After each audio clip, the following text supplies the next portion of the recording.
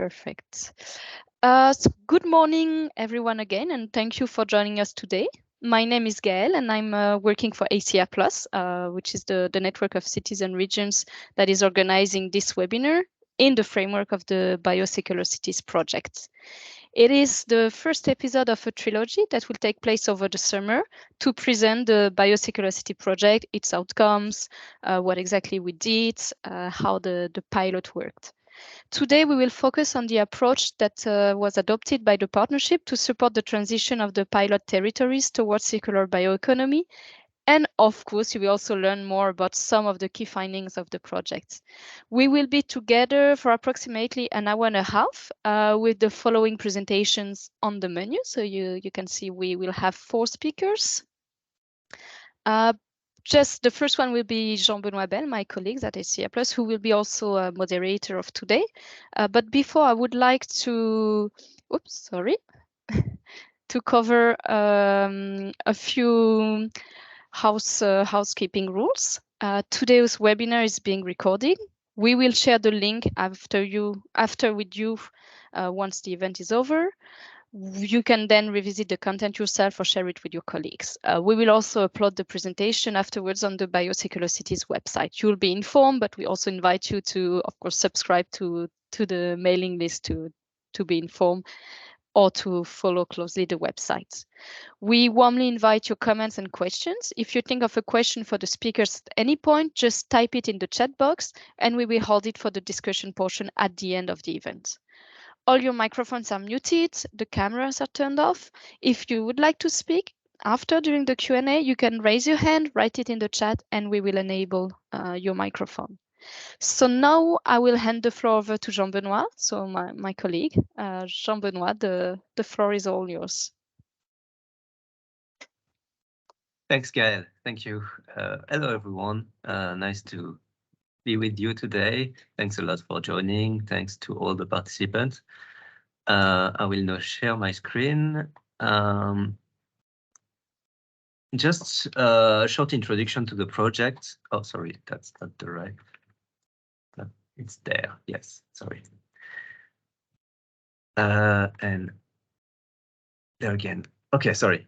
Short introduction to the project. It's Biocircularities started 2 years ago. It's a rather short project. It's ending in September. And the idea was really to bring together pilot territories willing to improve local circular bioeconomy strategies with experts to support them doing so.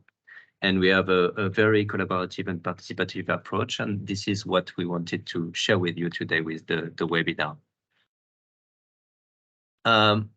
So just to explain the Biocircularities project in more detail, this is a coordination and support action and part of a joint effort by the Bio-Based Industry Consortium and the Horizon program by the European Union to help boost bioeconomy in Europe. And the idea was to support the development of innovative regulatory frameworks to foster circular bioeconomy principles and activities in the pilot territories, and also try to improve and explore new models to valorize 3 different value chains of what we consider unexploited bio-based or bioresidues waste stream. So even though it's on bioeconomy, we focused really on improving the valorization of bioresidues and bio-waste. We have 8 partners. Fondatio Ent was the coordinator, and then we had the 3 pilot partner, Città Metropolitana de Napoli, the metropolitan area of Barcelona, and REAP, which is an energy agency in the Pazardzhik region in Bulgaria. Then we had research partners, ENEA and LIST, who work on the LCA and on the web tool, and Civita, who supported the exploitation, and us ACR Plus in charge of communication, but also on stakeholder engagement. Later, when you get the slide, I really invite you to have a look at the website. We're trying to make it comprehensive and updated. You can also check the video of the project that gets explained in a very short time all the different aspects and what we are willing to do.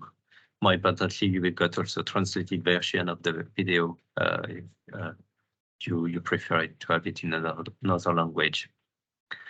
So the core of the project was really to support the 3 pilot areas. The first one is the metropolitan area of Barcelona.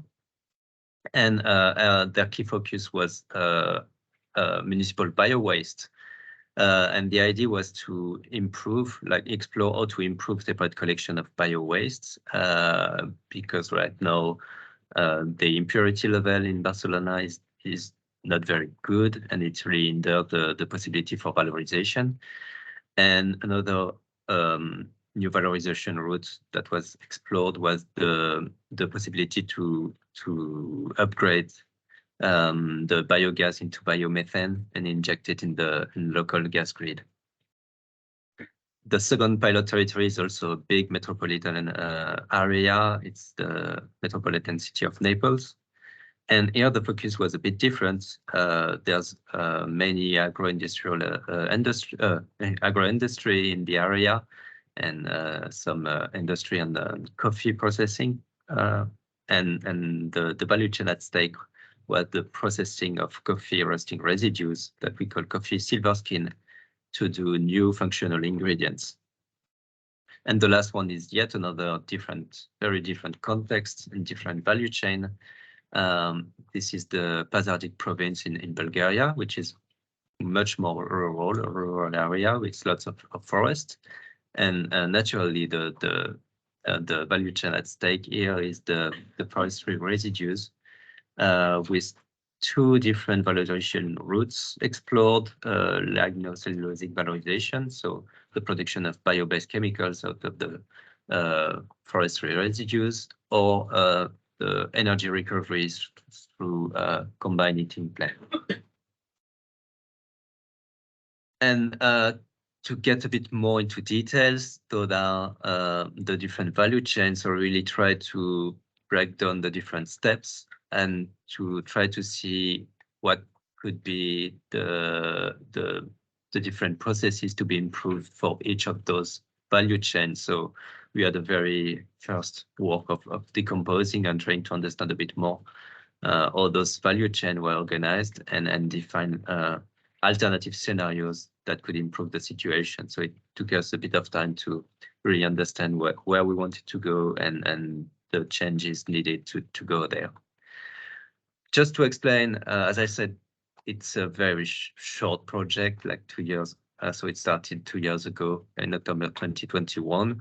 And the first step of the project was to analyze the situation to better understand what was the challenges at stake in the different regions, what was the current practices in terms of bio-waste or bioresidues collection and valorization.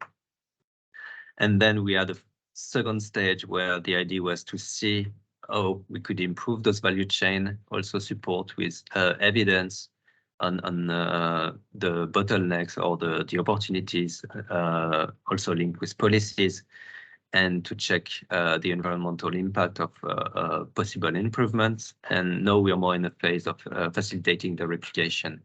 And to do that, we had different tools and activities.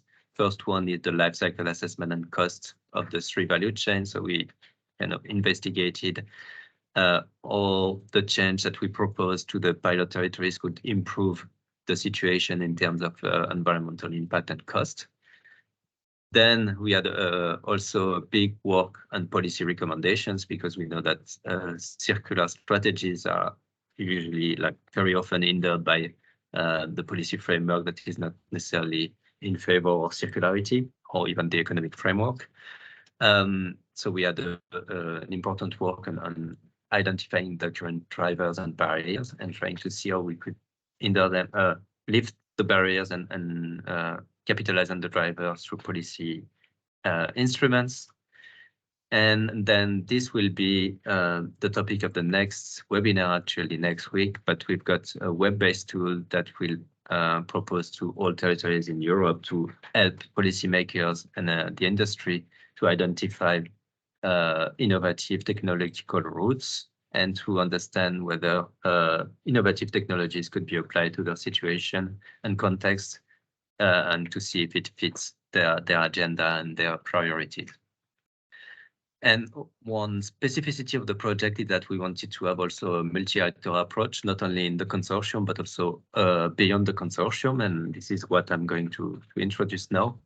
So each pilot areas focused on a very specific value chain, but that did not, the pilot partners did not necessarily have a complete overview, or we know that to make circular strategies work, we need to have a collaborative approach with key stakeholders. And this was done by organizing local living labs with key local stakeholders. So each pilot partner brought together a list of local stakeholders to discuss the project development, the situation, and get a more comprehensive overview of the challenges and the opportunities. And this was done every semester in local language, online or presential, depending on the possibilities. And on top of that, because we also addressed specific expertise, and sometimes we needed some more support, we had also what we call a peer review sessions, meaning that we brought together international experts from across Europe, or even international experts outside of Europe, to discuss the outcome of the living lab and try to get a new perspective on the results and the project development. Just the selection of local stakeholders, we try to map local stakeholders according to different categories. So research institution, local authorities, waste companies, the end user of potential products, local NGOs, the communities, and all the professional federations. Because we believe that each of them hold a specific interest and specific perspective and specific expertise that could be valuable in the project. So all the pilot partners were invited to identify and select key stakeholders in all those different categories, depending on the value chain. For the peer review process, it was a bit different. Each time we try to consider expert according to the topic at stake, especially whenever we needed more expertise on more specific topics. And the idea was really to improve the quality of the project outputs, also try to see if external experts could address more specific questions from the local partners and local stakeholders, and also get some inspiration from other initiatives and projects, because it's much more interesting to get actual results from actual projects to support a new project in the pilot territories. Just to give you an overview of the different meetings we had, the first one was pretty much on getting a common understanding of the current situation and what needs to be improved, which led to the identification of the value chains. Second living lab was really to break down those value chains into the different processes that I showed you earlier, and try to see for each of those process or step what were the key regulatory and market bottlenecks, but also the driver that could promote the improvement of the value chain. Third living lab was more on discussing policy recommendations, but also trying to explain the results of LCA, so life cycle assessments and life cycle cost analysis, and try to see how local stakeholders were interested in and could use those results to promote the new scenarios. We also had the first presentation of the web tool to make sure that it's aligned with the level of expertise and the interest of potential users. And each pilot territory organized a final event with the local stakeholders and a wider audience to really try to discuss the follow-up of the project and see how the results could be used to improve the actual policies and the value chain at stake. And we'll have a final conference end of September, so we'll try to tell you more about that as soon as we have a more detailed agenda. So we had this kind of approach. I will go quickly over that because it's a bit more less interesting, but we try to have different way of engaging stakeholders. We couldn't move them around every time. So we had many online meetings with polls, with Miro boards, which were useful to get a more consolidated and comprehensive feedback. We also had the opportunity to have presential ones, which also could open up the discussions, and both approach at their interests. There were some challenges with the participative approach. Some stakeholders, such as the smaller SMEs, for instance, were much more difficult to involve, and for pilot partner, like the more innovative value chain, were probably more complicated to address because you have to connect with new stakeholders that you don't necessarily know. And sometimes, yeah, the involvement in online meetings were a bit more complicated than presential. One challenge is that we really tried to address over the course of the project was to make all discussion as comprehensive as possible for non-expert partners and stakeholders. And for instance, trying to translate LCL results into something comprehensive, try to support the right interpretation of results and foster discussion is something we worked much on that. The fact that we address very different value chains meant that we had really to have a tailored approach for each one of them and involve different experts, external experts. So it was also one of the challenges of the project. So about the key outcomes, you will know more with the upcoming presentation. It's more to give you a framework, but now we've got a clearer view for each local partner of what are the key barriers and opportunities for them to lift or to capitalize on to move forward with their value chains. They also know what would be the environmental benefits, and you'll get also more details in the next presentation on that. But we have to say also that the legal and economic dimension are still very much considered as a priority over environmental elements, even though we found that local stakeholders reacted very positively to the environmental impact and benefits that we could identify. And yes, the last one is that the peer review approach proved to be very, very interesting, and this is something we might want to pursue with to confront or coping the findings within the consortium or with the local stakeholders. And this expertise, this multi-expertise is really important when you consider all value chain, because if you really want to go into details of all the different steps, then you will need very specific expertise, especially if you consider very specific value chain. So that's it for like setting the scene, let's say, for the project and explain a bit the approach. And now I will suggest to move to the first speaker, which is Amalia. I will stop showing my screen. Just to introduce Amalia shortly, so she was part of the project as NEA. NEA is a research institute in Italy, and Amalia is from Naples in Italy. She holds a PhD in environmental resources and sustainable development at the University of Naples. And she has a strong interest in circular economy, but also renewable energy, bioenergy, biomass conversion, and the use in agriculture and industrial sector. And she was in charge of the life cycle assessment and life cycle cost that she will introduce shortly, just after. So Amalia, thanks a lot for your being with us, with sharing your knowledge, and I will leave the floor to you. Thank you, Jean-Benoit, for the presentation. Now I will quickly describe how it is possible to evaluate the environmental and the economic impacts of implemented circular bioeconomy strategies.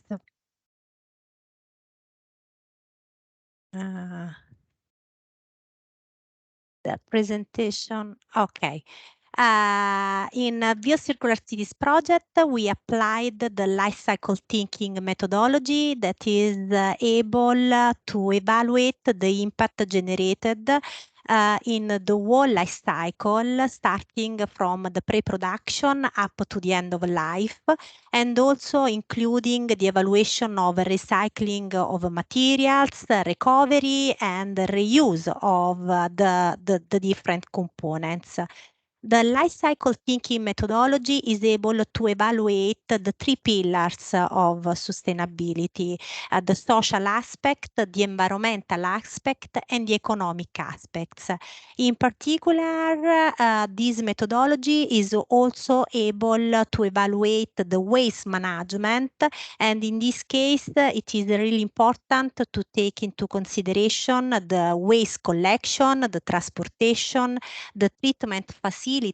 Also, it is important to include the recycling and the recovery process, and it is also important to include the final disposal to landfill or to incineration, and all the emission related to each step of the investigated process.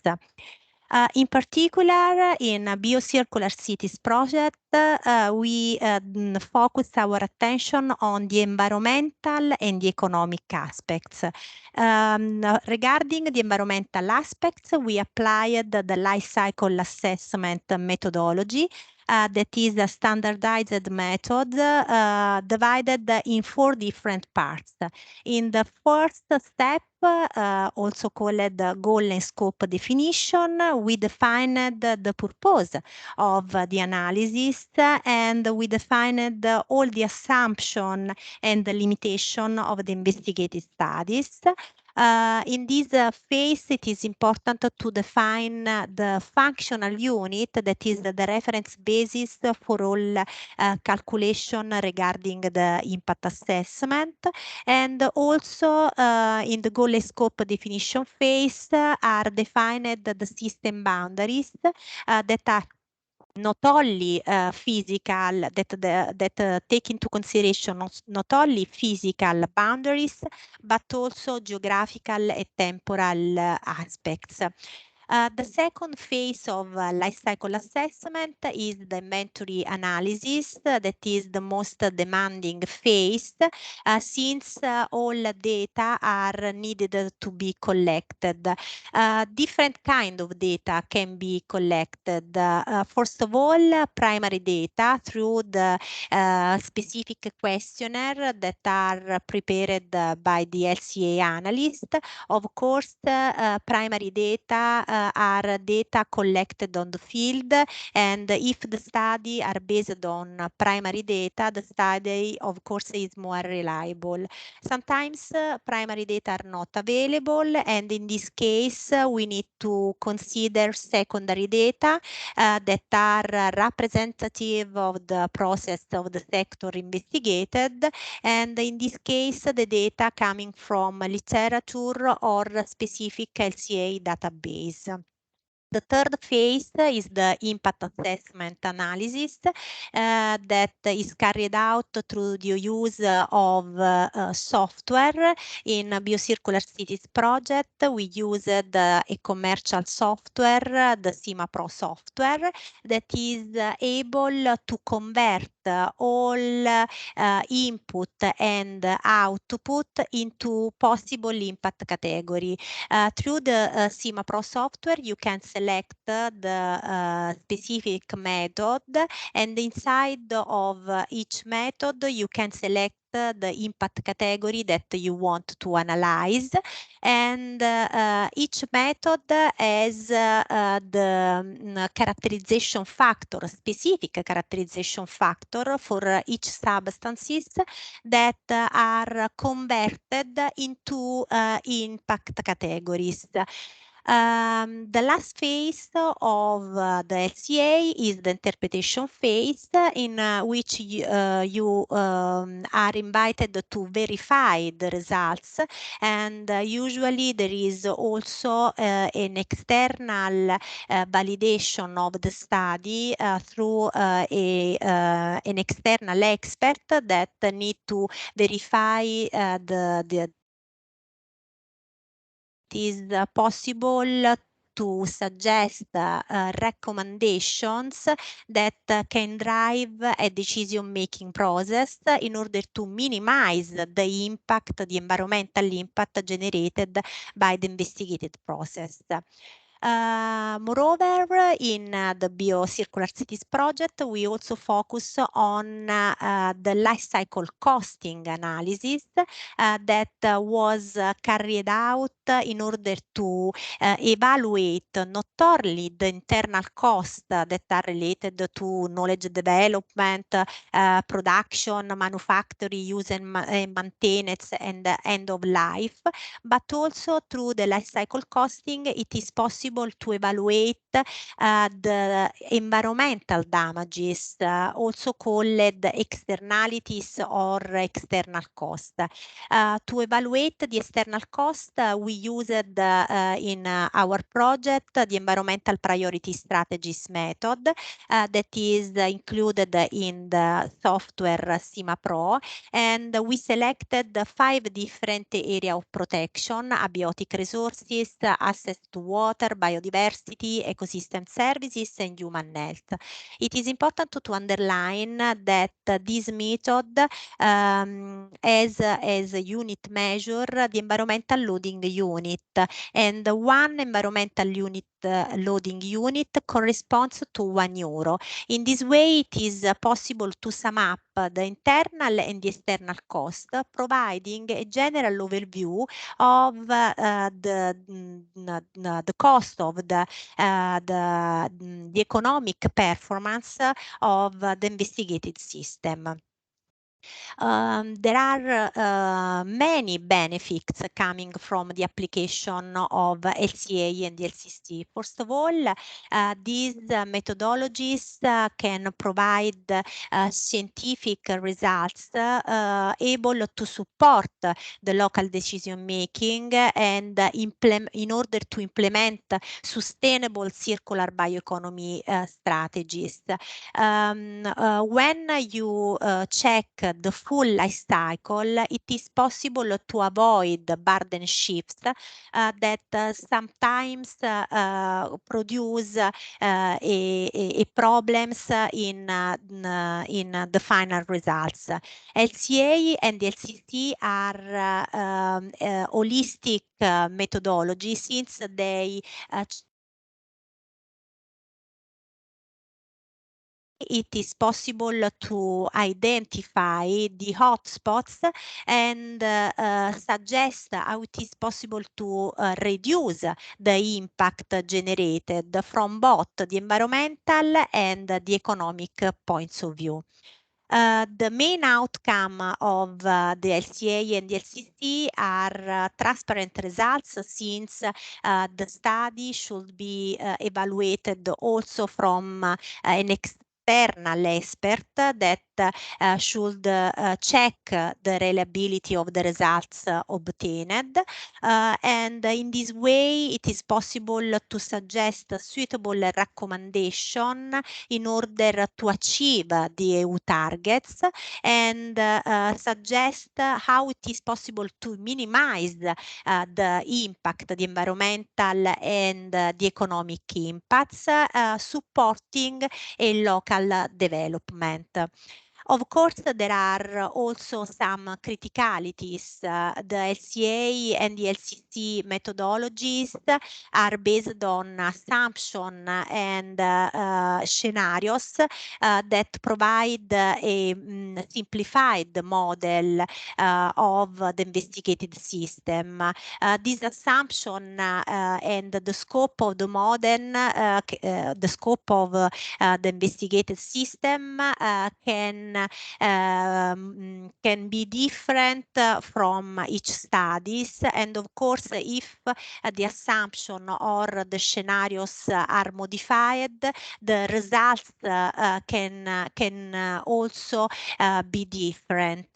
Moreover, the LCA and the LCC studies are really resource and time consuming, in particular for the large amount of data needed in order to provide a suitable solution, a suitable results.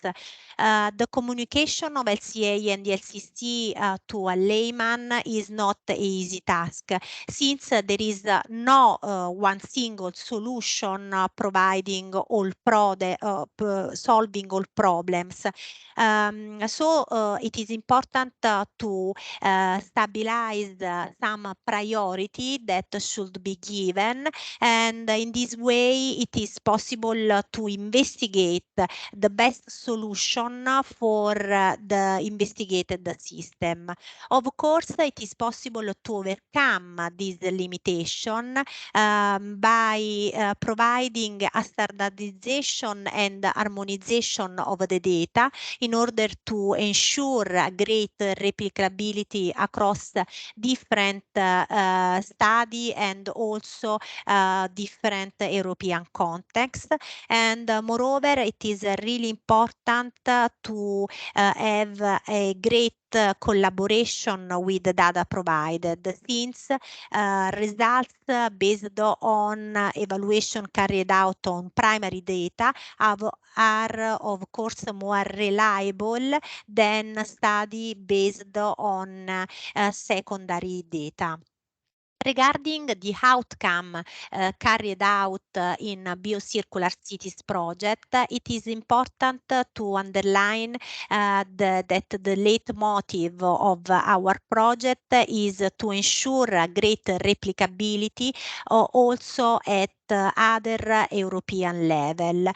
We selected for this reason 3 different bio-waste management chains in the 3 pilot areas, and we investigate the environmental and the economic sustainability of the current bio-waste scenario, and also we identified different alternative scenarios according to the territorial vocation and also to the need of local stakeholders.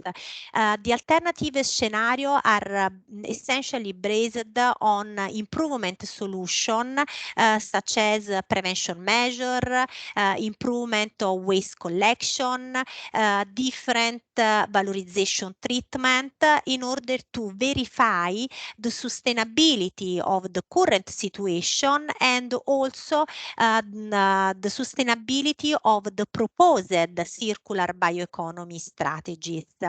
Regarding the main results achieved from the LCA and the LCC analysis, we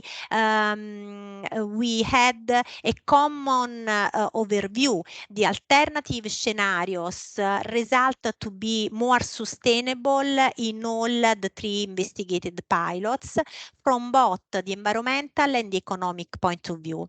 In general, the alternative scenarios always turn out to be more sustainable since they provide some bioproducts, the production of bioproducts that can replace their fossil counterparts.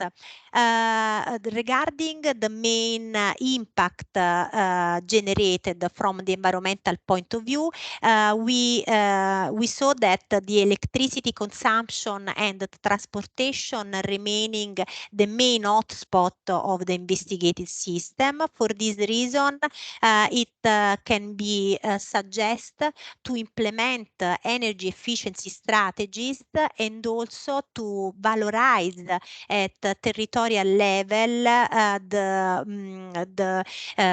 the treatment of bio waste in order to reduce the impact of trash. transport.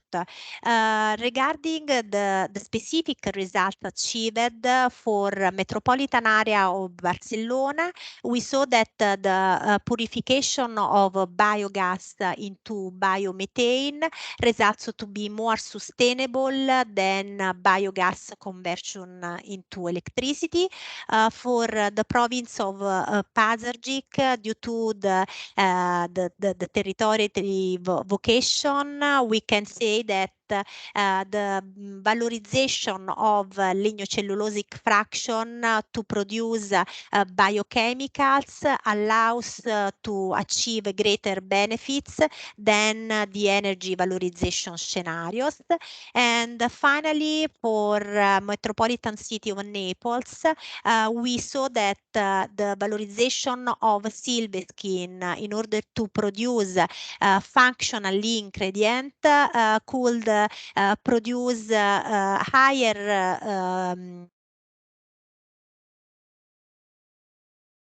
the current scenario that is based on the production of compost by treating the silvestine in a compost facilities. Thank you for your attention, and of course I'm available for the final question at the end of this webinar. Thank you very much, Amalia. I think we'll go to the question at the end of all the presentations, that we make sure that everyone has time to do its presentation. So we'll be moving on to the next speaker, which is Karine. Karine from Fondation Ent. She was in charge of the work on policy and policy recommendations. So she read lots of regulation and law and collected lots of information that she will try to share with you in a very comprehensive and concise way. And she's now also the coordinator of the project.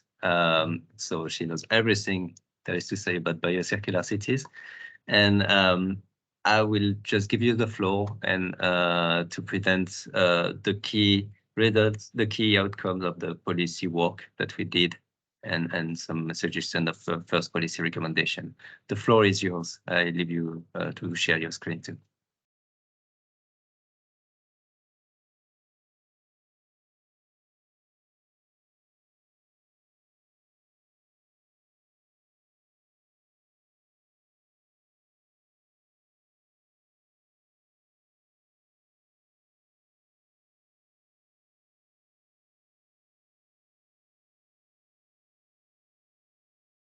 So now it's working, no? Yes, yes, it is. Okay, You can see your so screen. I'm going to talk about challenges and solutions to unlock local circular bioeconomy. First of all, about the term circular bioeconomy, which is a mixture between circular economy and bioeconomy, and consists of replacing non-renewables with biological resources. About resource efficiency, minimizing organic waste, sustainability, and the cascading use of biomass. To go a bit more into detail about the cascading use of biomass principle, at European level, support is mainly given to biorefineries that process secondary raw materials, meaning organic waste, residues, and byproducts instead of primary raw materials such as stem wood, into a range of marketable bio-based products. In this project, in Biocircularcities projects, we only focus on secondary raw materials. And it's important to emphasize that bioenergy is the least favorite bio-based product type, but it also needs to be considered the geographical frame and what kind of legislation is already available, the infrastructure and so on, before choosing the bio-based product type. For example, in Bulgaria, we still also consider bioenergy as an option in our pilot. And then priority should be given to long-lived products over short-lived ones. To give you a brief overview about the methodology of the policy recommendations I'm going to talk about. In the course of this project, 144 documents on circular bioeconomy and biowaste management were collected at European level and for the 3 pilot areas at national, regional and local level. Out of those 72, most relevant documents were selected and analyzed in detail. And as my colleague Jean-Benoit was already explaining, living labs with local stakeholders played a very important role, as well as advisory board meetings and peer review sessions with external international experts, giving input and also feedback on results. Both of those columns gave the input to a deliverable, which is online on the website on drivers and barriers for the implementation of circular bioeconomy. And now, together with best practice examples and existing legislations and policy instruments in other countries than the 3 pilot areas, are merged to policy recommendations for the 3 pilot areas. It's work in progress. It will be soon be published as well on the website. So now I'm giving you some provisional policy recommendations and only some examples because the list is long. And I divide it into 2 blocks. First of all, topics, general topics of policy recommendations relevant to all 3 pilot areas. And then some more specific examples relevant to different pilot areas. Like as presented before, we have 3 pilots just to keep you up to date. And about general data management recommendations, Amalia talked a lot about it today, about the importance of having a good database. So I'm now also giving recommendations on that. First of all, it's important to have standardized guidelines at European level for data assessment for all types of organic waste and residues to facilitate also data exchange, comparison of results, and meaningful benchmarking. Then also at regional and national level, it's important to have a legal requirement of annually updated, comprehensive and transparent databases on organic waste flows using these guidelines. And it's also important to have funding for public administration and research cooperation to support the analysis of environmental impacts of different biowaste, waste collection systems, but also treatment technologies. And public administration should be supported by researchers with data assessment, monitoring, and analysis, and also including the use and interpretation of LCE and LCC results. And also bio-based industry and research cooperation should be fostered to support them with the choice of the most sustainable biorefineries and bio-based products, for example, with LCA, especially where there's an uncertainty about the environmental benefits of certain bio-based products, such as bioplastics, which is a big topic, because at the moment, the end of life cycle is mostly linear and not circular for bioplastics, and it's also causing a lot of problems in recycling plants. So yeah, LCA is important.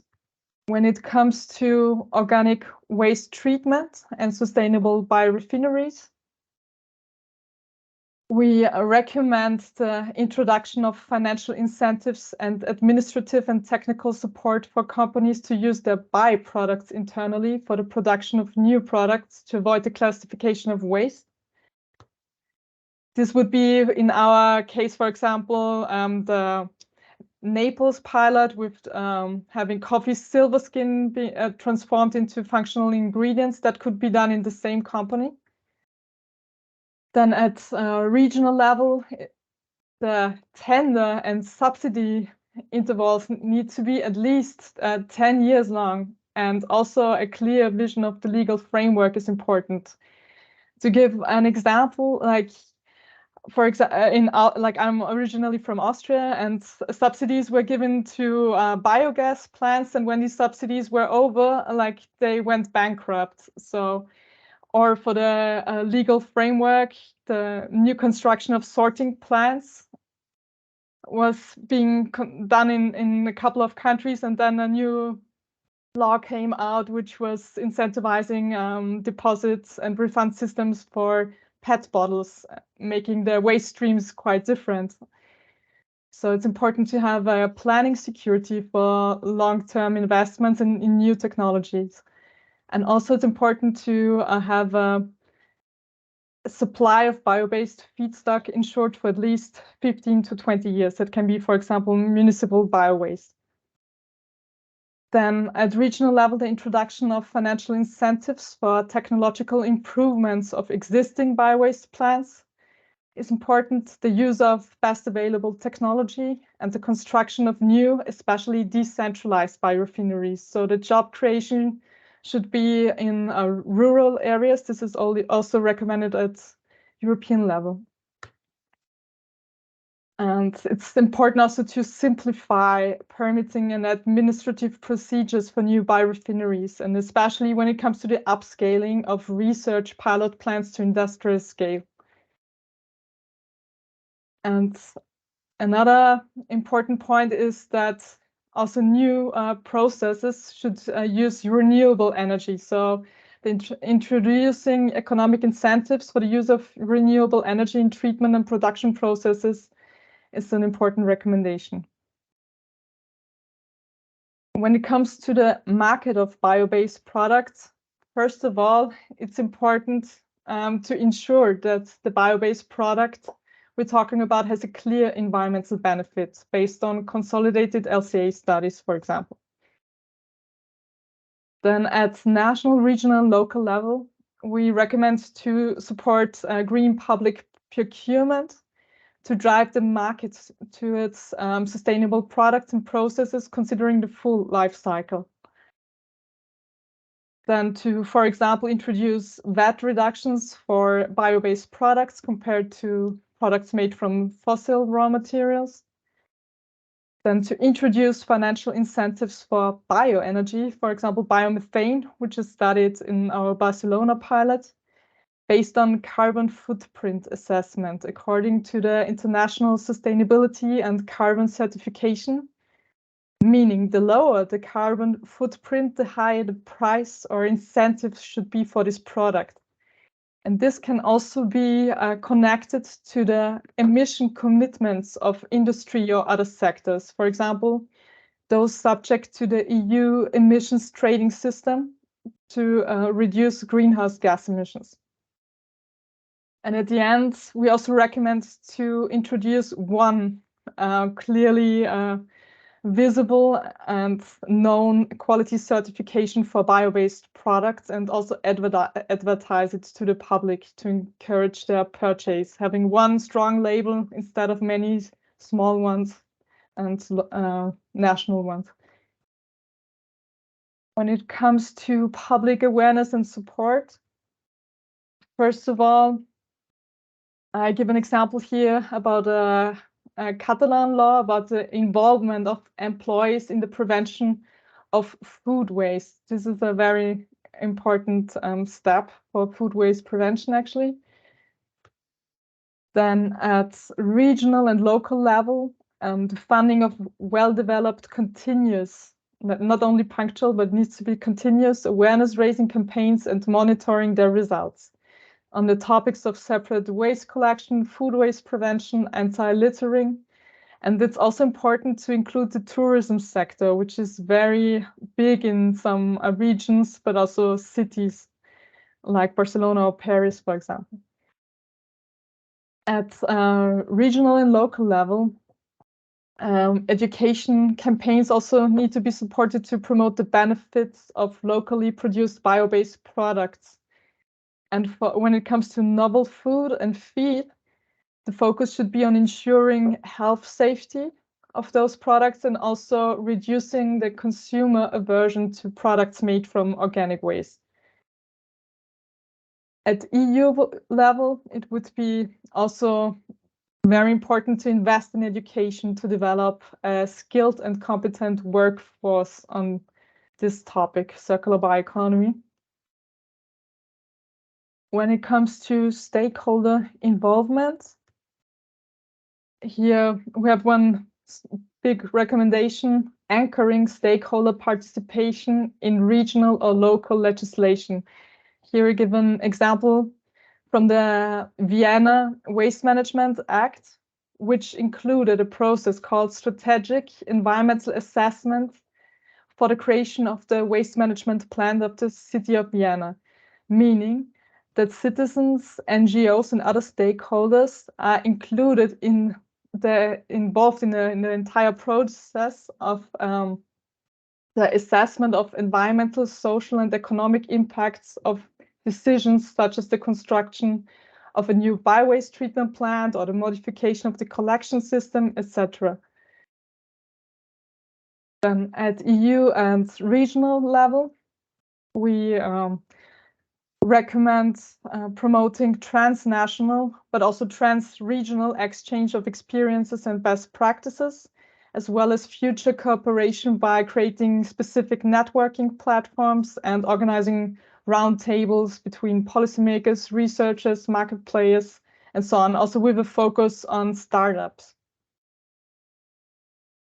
And finally, at national level, supporting universities, research institutions, and bioeconomy networks to provide capacity building programs and workshops on bioeconomy, targeting policymakers and industry representatives, but also importantly, support the dissemination of research results and open access publications, for example, and webinars and so on and so forth. Also disseminating it to the general public. Now I'll give some examples about bio-based products studied in this project. First of all, my colleague Amalia, she was already explaining something about the forestry residues, and also Jean-Benoit. Before deciding, for example, using forestry residues for biochemicals or bioenergy production, it needs to be decided: is it even feasible to use it? Is it from an ecological point of view a good idea? So it's important to, at national level, fund environmental impact analysis for forestry residues for countries where forestry is a big sector, also like for Bulgaria. Meaning considering soil erosion, biodiversity losses, additional transport, and as it's the case in Bulgaria, compared to fire risk reduction, which is also getting a bigger and bigger topic with climate change. And then assessing the maximum percentage of forestry residues to be collected in a certain area. In our case, it's we still have sufficient percentage left. And where the margin of collectible forestry residues is high enough, introducing a national fee and incentive scheme to promote the pre-treatment and collection of forestry waste for biorefineries, especially with difficult terrain, whether it's a mountainous area. Then for novel food, with the example of coffee silver skin being processed into functional ingredients, we recommend at national level to provide financial support to small and medium sized companies for especially who don't have that much budget for laboratory analysis in support of the European Food and Safety Authority's mandatory health risk assessment of novel foods. With a view of granting market authorization. It's a minimum 2 years process. You need a lot of analysis, and it's a lot of money involved. And the smaller a company, the more unlikely it is that they actually will go through all this process alone. And also support them, advising startups on market approval procedures for these novel foods, which are quite complex. For example, webinars. Then finally, some examples for the Barcelona pilot, which is about biowaste, municipal biowaste. before planning any kind of valorization of bio-waste, it's important to have enough quantity, but also quality of separately collected bio-waste. So some recommendations about that. First of all, at national level, introducing incineration or landfill taxes, or where there are already some in place, increasing them in order to promote separate collection and also guarantee the use of these taxes to the public as in environmental funds to further improve the collection system, also the treatment. At national level, a mandatory change of the existing local waste taxation towards a pay-as-you-throw system would be important. So charging on the basis of the actual amount of waste generated, and so also providing incentives for bio-waste source separation. Then introduce economic incentives for regional and local authorities for changing from open container bio-waste collection to door-to-door or smart bin collection to achieve higher bio-waste collection rates, because this is especially door-to-door collection is proved to have a lot of best practice examples on that. But door-to-door collection may increase the quantity, but also for increasing the quality, further measures need to be taken. For example, introducing stricter limits for bio-waste contamination in national legislation and clearly communicate sorting obligations to citizens.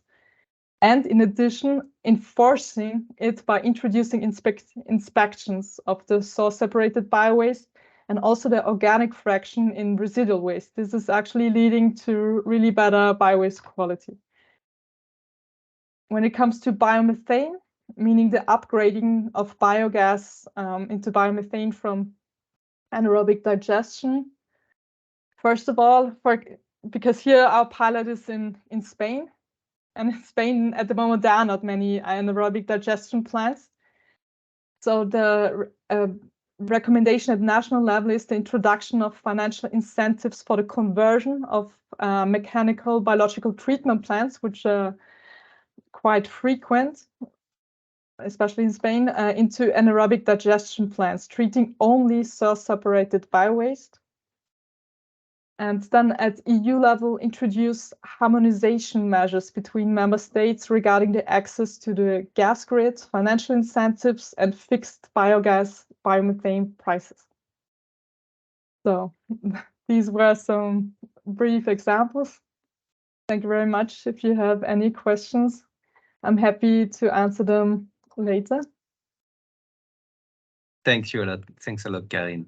So if you have any question, just put them in the chat and we'll get back to them at the end of the last presentation. And moving on to the next speaker, very happy to have you, Gulsha, representing the SUSTRAC project, so a sister project that started, I think, last year. Yeah, so you're a postdoctoral researcher at the Bioeconomy in Transition Research Group at the Unitelma Sapienza University of Rome. You hold a PhD degree in chemical engineering, and you've got a strong interest in LCA and circular economy, which is perfect for us. So I will give you the floor to present the SUSTRAC project. The goal of the project is to support the identification of policy priorities for designing a sustainable track towards circular bio-based systems. So a very long name for a short acronym, but I will leave you the floor. I won't say much more. I'll leave you the possibility to share with us your first finding and policy recommendation. Okay. Thank you. Thank you very much for the introduction. Just let me share my screen, and I think you can see it in the presentation mode right now, right? Yes, perfect. Okay, just a second. So thanks for the introduction again, and also thanks for the invitation. We are very happy to be on board because during the previous presentations, I could detect many buzzwords that are repeating themselves across our project and also this Biocircularcities project. So hopefully we will be having close collaboration in due time. So as you said, it is a long name for a short abbreviation. So it's aiming to support the identification of policy priorities and recommendations to design a sustainable track towards circular bio-based systems. We started running last November, and it will take us 3 years to finalize our project. SUSTRAC is funded under Cluster 6 as a coordination and support action. So the main aim is providing some kind of guidance for this transition. To save some time for Q&A session, I will be as brief as possible. So if you have any further questions, of course, later on, I will be available and happy to reply them. So we built our project on the need for this transition from linear carbon intensive fossil-based economy to the circular and bio-based economy idea. And we identified the need for a critical assessment of all impacts, namely environmental, social, and economic, in all 3 spheres of sustainability regarding the linear economy, as well as the improvement potential associated with this transition to a better circular and more sustainable system. And here the policy priorities hold a key in order to open the path in the right direction. So this is our overall aim, to support all these policymakers with some tangible tools in order to steer them towards a sustainable pathway to replace fossil and carbon intensive systems with the better ones. And we have a fully functioning website and social media accounts. I kindly invite you all to be on board with us and join as a stakeholder. If you like, you can use this QR code. We are strongly interested in having collaboration with all types of stakeholders. So in due time, we will invite you for many activities to share our knowledge and to create some synergies among all these stakeholders. And our consortium consists of 11 partners across 6 countries, European countries. We as Unitelma Sapienza, University of Ferrara, and Ghent University, being 3 academic institutions. We have 5 research institutes, which are BAM and DBFZ from Germany, Circe and Tecnalia from Spain, and Wageningen Research from Netherlands. And we also have 3 SMEs on board, being Knowledge, FVA, and Pedal Consulting, that are supporting us either for modeling activities or communication, dissemination, and stakeholder engagement activities. We define 2 main objectives when we set out for this SUSTRAC project. The first and overall aim is providing knowledge and tools to monitor and assess the impacts of both linear fossil-based economy and the potential of the circular bio-based economy. Here we are trying to develop a framework, a monitoring framework, to be done by the end of the project. And of course, to make it into an actionable knowledge, we will try to identify priorities, and we will define some actions for policymakers to support them to promote this transition. And we will consider European, local, and cross-territorial value chains in order to create some policy recommendations. And we will follow a 5-step methodology. I will just briefly mention all these steps. And as usual, the first one is always the identification of the status quo, which is the overall aim of my presentation also here today. So we did a very comprehensive literature review, I should say, to identify the limits of the linear fossil-based economy. And also we identified the barriers of this transition, what is hindering this transition from the right path. And then we hold a focus group. Some of your partners already attended, and thank you very much again. So with this focus group, we tried to validate and consolidate some of the identified barriers and limits. And this will be followed up by some prioritization exercises using multi-criteria assessment methodologies. Here again, we will invite all the stakeholders to be on board with us to share their experiences. And then the second step will be the development of this assessment and monitoring framework, which is again the overall aim of our project. Now we are conducting another literature review to see which tools, methods, models, and indicators are available already. And we are trying to combine all this information in order to provide a monitoring framework. Then we will use case studies in order to validate our framework, and we will use some scenarios in order to create policy actions with these selected case studies. And then with these policy actions, we will try to empower the local stakeholders with provided tools, methods, and knowledge.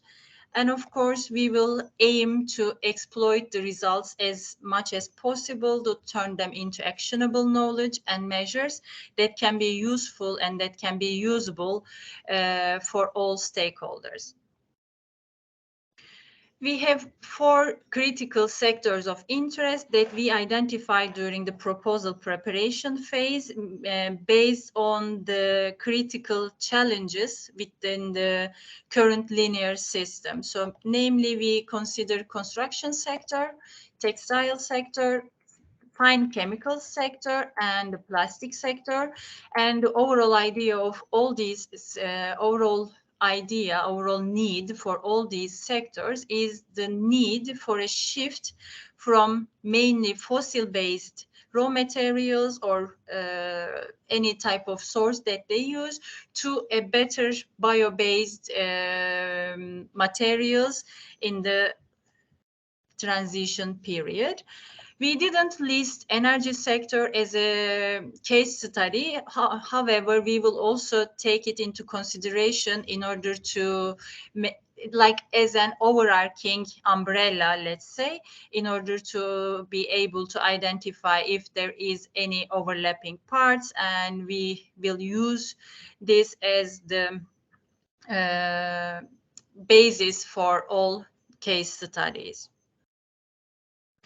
And what we did for the literature analysis, which is the main, again, overall aim of this presentation, we started with a research question asking what the gaps are in overcoming the barriers of transitioning towards a circular bio-based economy.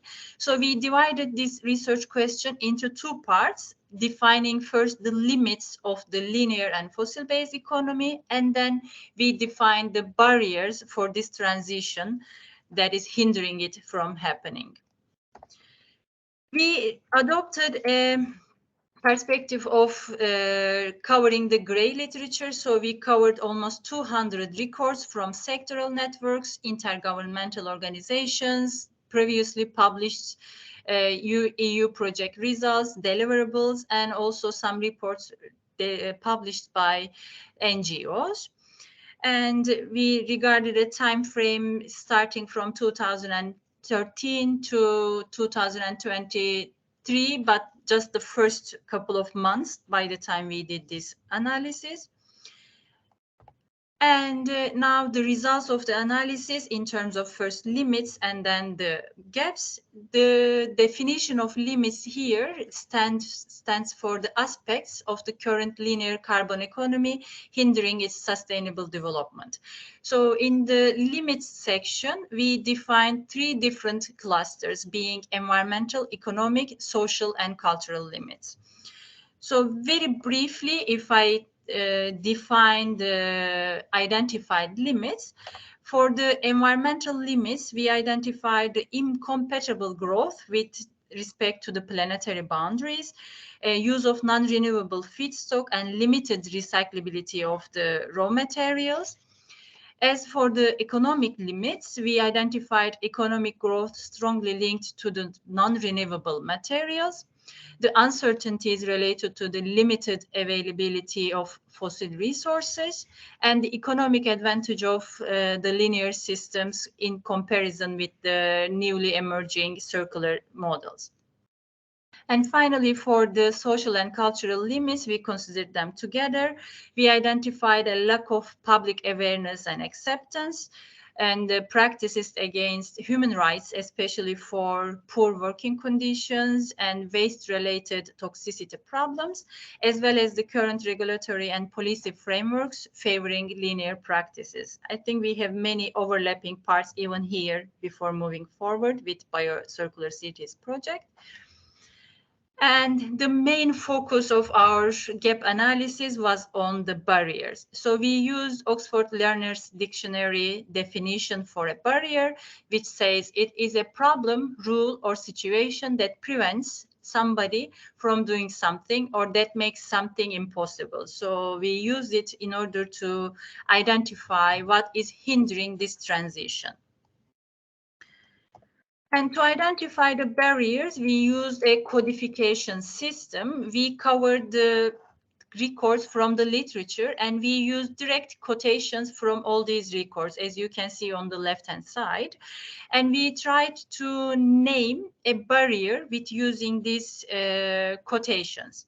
And then we assigned which part of the value chain this barrier belongs to. After that, we used a coded abbreviation to be able to finally classify them into 6 clusters that I will share right now.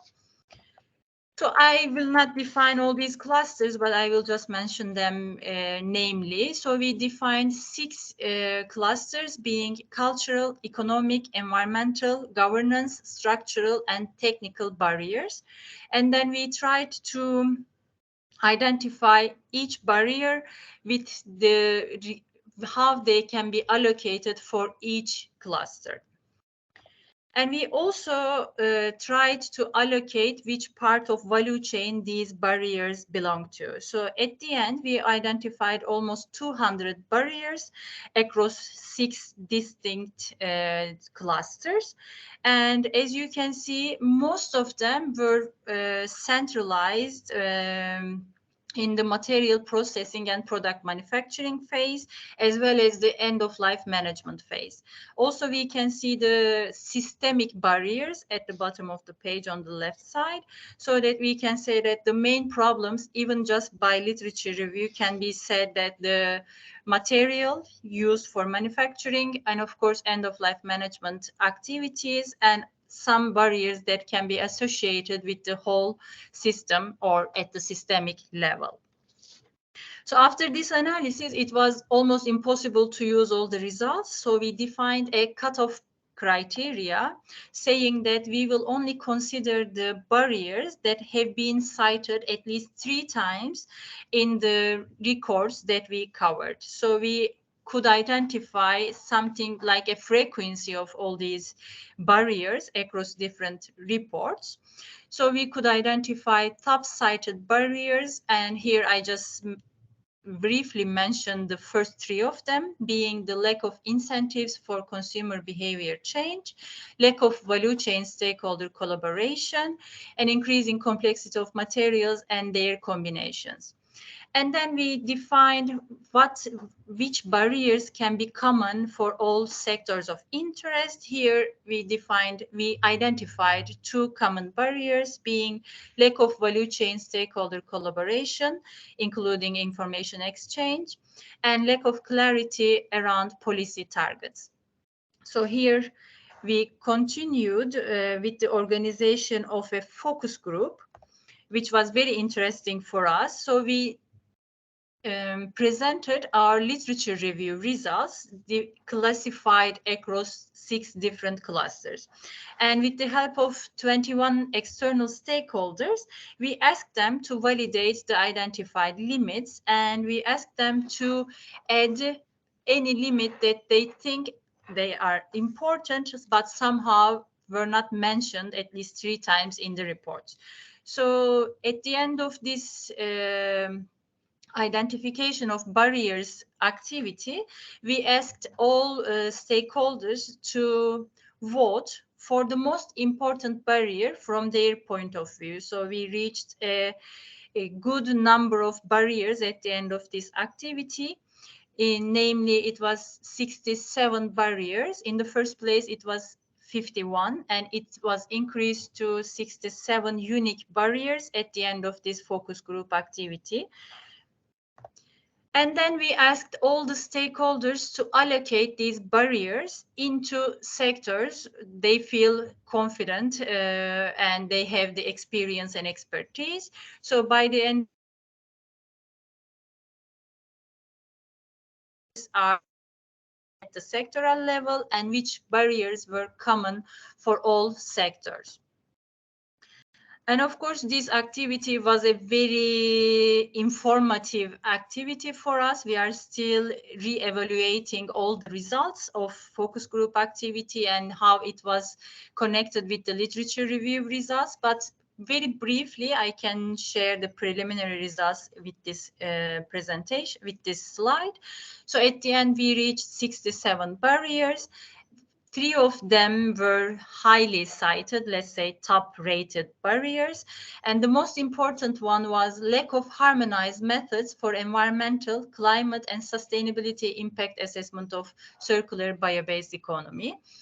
And again, missing communication, misinformation, disinformation, and lack of trust. And the immature technology, including technical issues for scale-up, which I could also detect from Karin's presentation, is important for biocircular cities. And then we examined which barriers were common for all sectors of interest from our stakeholders' point of view. Again, the first two are repeating as lack of harmonized methods and the missing communication, misinformation, disinformation, and lack of trust. In this case, the other two barriers allocated for all sectors were weak reconciliation between the need for economic growth with the need for sustainable development and externalization of environmental and social costs.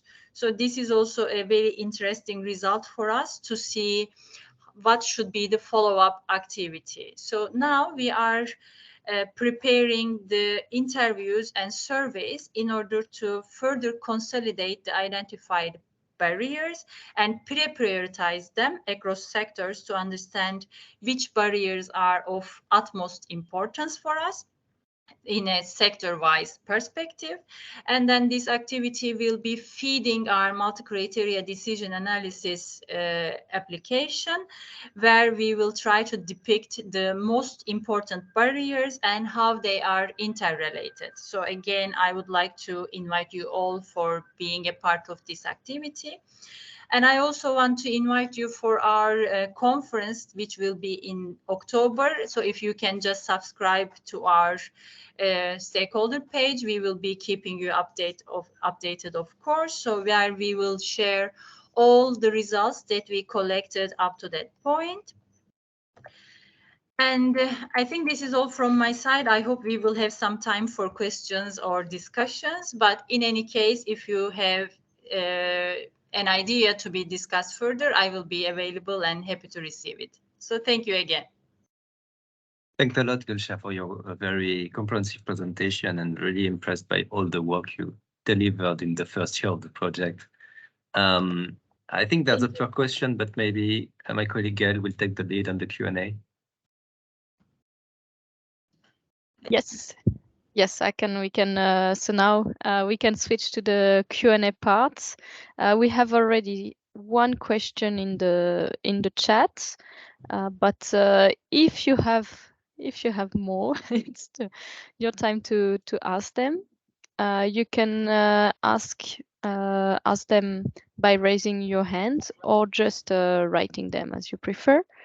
The first question was from Panagiotis Andrikopoulos, who was asking, where can we find more detailed information on the barriers? So it was during your presentation, Gulsha. So I don't know, I will find you, Panagiotis, in case you want to take the floor. I'm allowing your microphone. So in case you want to ask more details, because it's a quick question, so maybe you want to know more, you can also unmute yourself and ask directly your question.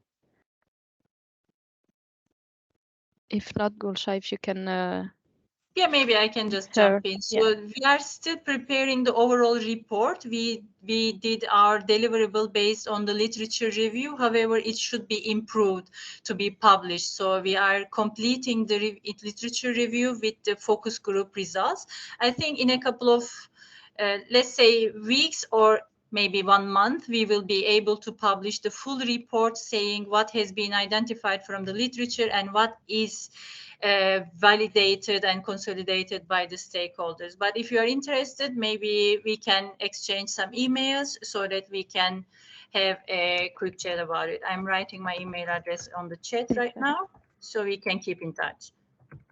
And I guess maybe there's a mailing list of the project or social media where people can follow you and be Yes. yeah, I will be also share notified that. when Yeah.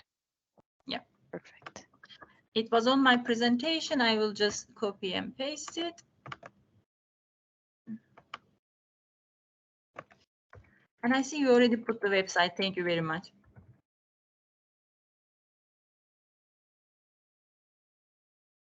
Okay. Do we have other questions from the audience?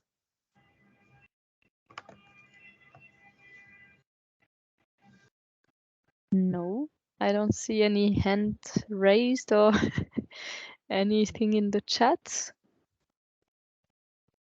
I have some question on my own, Oh, if you don't well. mind. Yeah, sure. Maybe starting with Gusha, since you're the external view on the project, and then first a question on your project, because you like the goal of the project is to move from fossil-based system to circular bio-based system, but we know that circular bio-based system, even if they're circular and bio-based, they can have also an impact.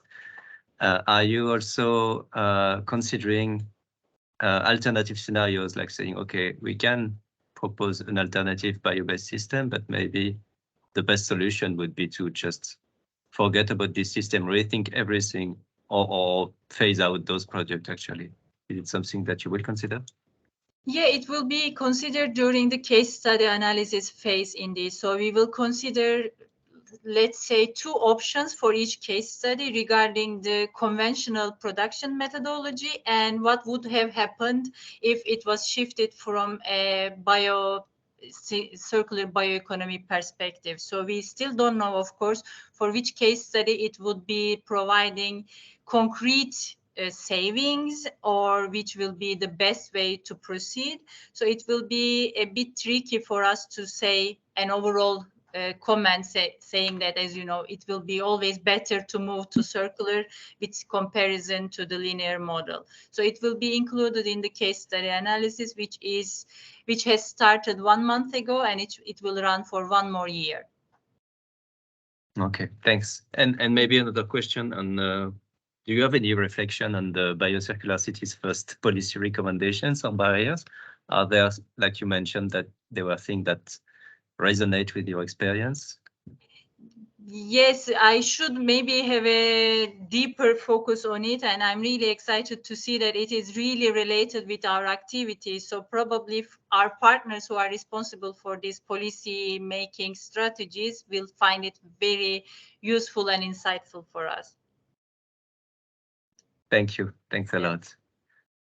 I think we've got a question in the chat from Liliana Ichita from Fadi. Exactly. I will read it, and if any of you want to react. The quality of the resulting products is important. You can mention if there are standards that can be used as reference, for instance, for compost, or if you have any experience about certification network at European level. I don't know if any one of you knows about that. I don't know. Usually, TÜV Austria, Belgium is like for also compost quality, like have the certification guidelines, but very strict. Also, the laboratory results need to be taken into account for that. And yeah, now it's a big issue because with this new 65% recycling target at European level, that also the digestate from anaerobic digestion should always be composted and not be incinerated, which is still the case in some cities and areas. So high quality compost is a big challenge for the future. And I don't know, maybe I didn't fully understand the No, I can maybe add a compliment to your answer. You want to take the floor, Linia? Please do. Okay. Yes, Liana, you can unmute yourself. Can you hear me? Hello, everybody. So I had already this question, so I put it aside and I just copied here. But what I wanted to say is that even we have composting plants in Romania, we cannot sell on the market these final results, because everything that is sold on a market has to have a certificate. And so far we don't have, at least in Romania, we don't have a certification body for compost. And this is a big issue for us. As you mentioned, this recycling target for municipal waste, it's now the main pressure we are feeling. So we are very interested to find solutions and to use all the instruments available to increase separate collection of bio-waste, and also to treat it in the right way to be considered as recycled municipal solid waste. That's why we are looking for each best practice or solutions at European level, because we are now very focused on this specific waste flow, meaning bio-waste. That's why I was thinking, there is any standards on compost, or some technical information related to this. It would be very at European level. There's the fertilizer regulation, which has the end of waste criteria for compost. Yes, I read that regulation, but honestly, it's not very useful. Okay. No, I think there's several certificates across Europe at national level. I would invite you to check the European Compost Network. Like they bring together many national composting associations that work on that. And I can direct you actually to two other projects that ACR Plus is part of. The first one is Life Biobest. And here we are planning to have guidelines on collection and also the use of compost. And we are planning to also develop quality standards for bio-waste entering composting facility, also to make sure that the entrance is of high quality to make sure that compost is used. And another one is Fair Play. It's on alternative fertilizer, and here we're going to work on how to connect with farmers, actually, because sometimes certificate is not enough to get compost used by effectively. So you can get back to me, and I will send you the links to the project. Yes, thank you so much. We're a bit short of time, but I wanted to ask one final question, actually, to close this first meeting, which was about supporting local stakeholders. So a question to Karin as the new project coordinator, if you don't mind. If you could share with us a bit a key lesson you learned about how to support local stakeholders. We've been engaging them in many, research activities, and then local stakeholder engagement, peer review. Would you have any advice for any organization willing to support local players in transitioning to circular economy, biocircular economy?